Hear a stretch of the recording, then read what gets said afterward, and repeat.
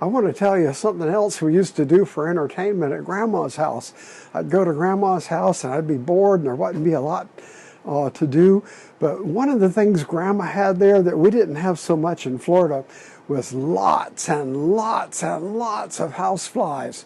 Oh, we had them in Florida, but not like Grandma had them, because you could go out on the back porch of her house any day, and I'm telling you, you could just go like that, and no matter where you looked, you'd see 100 flies. I'm not exaggerating.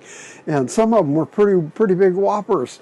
And she had a screen door, and the rule was you had to go out and in really quick so the flies wouldn't get in.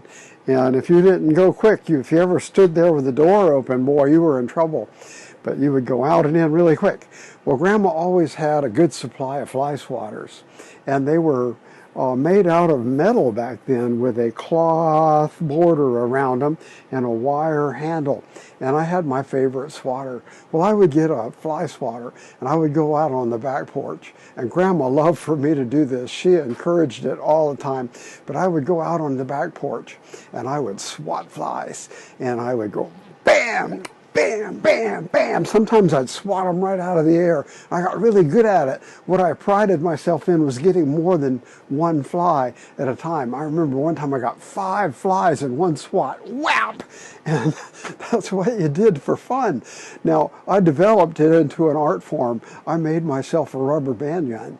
It was a single shot rubber band gun made out of an old arrow that I found, and I cut it off. I put a clothespin at the bottom and I put a handle on it, and I even had a little holster for it so I could quick draw.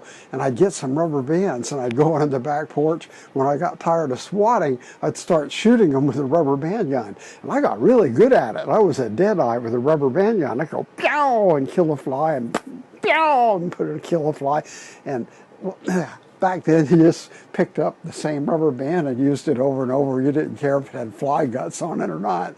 And so it was kind of a pretty nasty thing to do. But that's what I did for fun at Grandma's house, swatting flies and shooting them with my rubber band gun. But I never did do this.